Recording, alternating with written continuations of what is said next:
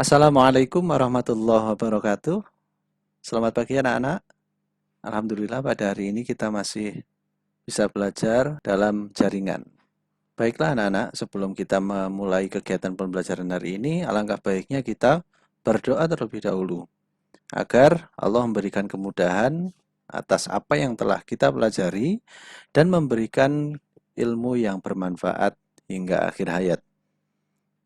Ayo ikuti Pak Fajar, kita berdoa bersama-sama. Gesturing of praying. Bow of head. Praying before study. Bismillahirrahmanirrahim. Rabbi zidni ilma warzuqni fahma. The meaning, oh my God, give me some knowledge and the mastering of understanding. Amin. Selesai. Baik anak-anak, sekarang kita waktunya mata pelajaran tematik. Kalau kemarin kita sudah mempelajari pembelajaran keempat, sekarang berarti kita waktunya pembelajaran kelima. Mata pelajaran yang akan kita pelajari pada hari ini yaitu ilmu pengetahuan sosial dan SBDP. Baik, untuk yang pertama ilmu pengetahuan sosial, nanti yang akan kita bahas yaitu tentang kondisi geografis di wilayah ASEAN atau di wilayah Asia Tenggara. Untuk SBDP, karena sebelumnya sudah dibahas, yaitu membahas tentang mengenal patung, maka hari ini kita akan membahas tentang bahan-bahan dan alat yang digunakan untuk membuat patung. Baik, perlu diketahui untuk SBDP, karena kita membahas tentang patung pada tema ini, maka tentunya tidak hanya materi saja yang akan kita pelajari, tetapi anak-anak nantinya juga harus mempraktikkan membuat karya seni patung. Jadi mulai sekarang silakan direncanakan terlebih dahulu jenis patung apa yang anak-anak akan buat nanti. Untuk bendanya atau bahannya sudah Pak Ajar tentukan, bahasanya yang paling mudah dicari dan dibuat adalah dari bahan plastisin. Jadi untuk tugasnya memang belum Pak Jar tentukan kapan tugas itu dibuat dan dikumpulkan. Akan tetap mulai saat ini anak-anak sudah bisa merencanakan tentang tugas atau patung apa, jenis patung apa yang akan dibuat. Ya, sehingga nanti ketika sudah waktunya membuat, anak-anak sudah siap dan bisa cepat dalam membuatnya. Baik anak-anak, setelah ini akan ada penjelasan tentang materi kondisi geografis di wilayah ASEAN dan juga alat dan bahan dalam membuat patung. Untuk tugasnya nanti akan diberikan dalam bentuk Google Form. Jadi setelah menonton video, diharap anak-anak segera menyelesaikan tugasnya dan mengirim ya. Jangan lupa dikirim, karena kebanyakan kemarin belum masuk tugasnya ke Pak Fajar karena belum dikirim, padahal sudah dikerjakan. Tapi kalau belum dikirim ya sama saja, artinya belum masuk. Jadi tolong lebih teliti lagi ya. Cukup itu saja pembukaan yang bisa Pak Fajar sampaikan. Setelah ini anak-anak simak dengan baik-baik dan mencatat informasi penting yang ada pada penjelasan materi pembelajaran kelima. Oke, selamat menyaksikan. Tema 1, Selamatkan Makhluk Hidup, pembelajaran 5.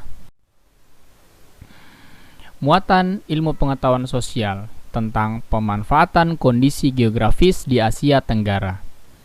Yang pertama kita bahas yaitu negara Indonesia. Daratan rendah yang luas dimanfaatkan sebagai lahan pertanian dan perkebunan yang menghasilkan padi, sayuran, dan karet. Potensi hutannya menghasilkan rotan dan kayu jati yang dimanfaatkan sebagai bahan mebel. Daerah perairan dimanfaatkan untuk diambil hasil lautnya seperti ikan, rumput laut, dan garam. Pantai-pantai dimanfaatkan sebagai tempat pariwisata. Indonesia juga banyak menyimpan banyak sumber daya alam, misalnya hasil tambang, batu bara, minyak bumi, dan gas alam yang dapat dimanfaatkan sebagai sumber energi. Yang kedua, negara Malaysia. Sebagian kondisi geografis Malaysia itu merupakan hutan yang luas. Kayu dari hasil hutan tersebut menjadi komoditas ekspor. Sepanjang pantai barat dari Perak hingga Negeri Sembilan dimanfaatkan sebagai lahan pertambangan seperti kilang minyak di Kuala Trengganu dan timah di Perak. Malaysia juga memiliki perkebunan luas yang menghasilkan karet. Hal ini menjadikan Malaysia sebagai penghasil karet terbesar di dunia. Negara ketiga yaitu Singapura. Kondisi geografis Singapura menyebabkan negara tersebut tidak memiliki banyak sumber daya alam. Usaha pertanian dilakukan secara hidroponik. Beberapa wilayah dimanfaatkan sebagai lahan peternakan unggas. Berikutnya yaitu negara Thailand. Di sepanjang Sungai Chao Phraya banyak dilakukan kegiatan pertanian. Hasil pertanian terbesar adalah padi. Thailand dijuluki sebagai lumbung padi utama di Asia Tenggara. Hasil pertambangan seperti timah, timbel, seng, mangan banyak dijumpai di semenanjung Thailand. Sungai Mekong, Sungai Chao Phraya, Selat Malaka, dan Teluk Siam dimanfaatkan penduduk untuk kegiatan menangkap ikan. Negara berikutnya yaitu Filipina. Masyarakat memanfaatkan daratan rendah sebagai lahan pertanian dan perkebunan. Hasil pertaniannya antara lain jagung, padi, ketela pohon, tebu, dan tembakau. Hasil perkebunannya antara lain karet, kelapa, dan kayu, merupakan komoditas ekspor terbesar di Filipina. Wilayah Pulau Luzon dimanfaatkan sebagai pertambangan emas. Selanjutnya yaitu Laos. Daratan rendah Vientiane dimanfaatkan sebagai lahan pertanian padi, jagung, dan tembakau. Sungai Mekong sebagai sumber perikanan yang menghasilkan ikan karper dan ikan perch.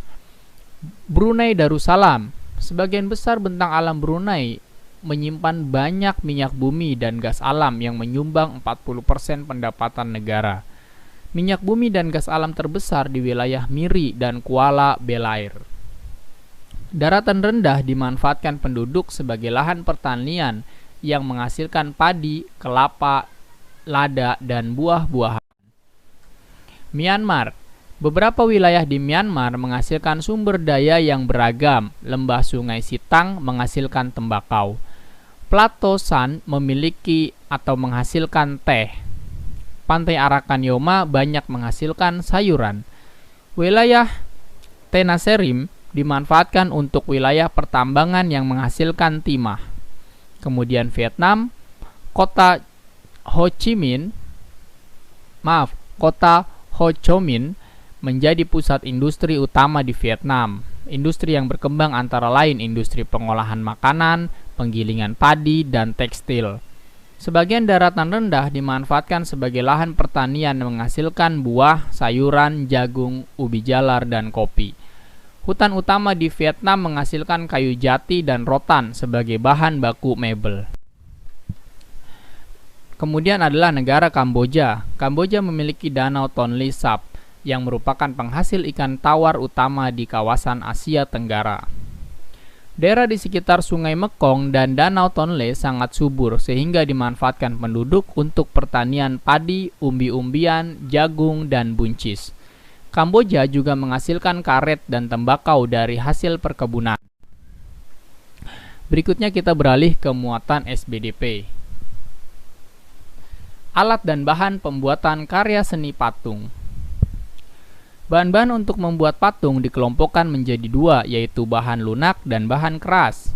Bahan lunak merupakan bahan yang lunak dan mudah dibentuk seperti tanah liat, lilin, sabun, dan juga plastisin. Sedangkan bahan keras merupakan bahan yang bersifat keras dan lebih sulit untuk dibentuk dan memerlukan teknik-teknik tertentu seperti batu, kayu, dan marmer. Selain bahan, alat-alat yang digunakan untuk membuat patung juga disesuaikan dengan jenis bahan yang digunakan. Alat-alat untuk membuat patung dari bahan yang lunak seperti butsir, meja putar, dan cetakan. Alat-alat untuk membuat patung dari bahan keras yaitu palu, pahat, dan amplas. Terima kasih, semoga bermanfaat. Apabila video ini terlalu cepat, kalian bisa mengulanginya lagi di bagian-bagian materi yang belum kalian pahami. Tetap jaga kesehatan, sampai berjumpa. Wassalamualaikum warahmatullahi wabarakatuh.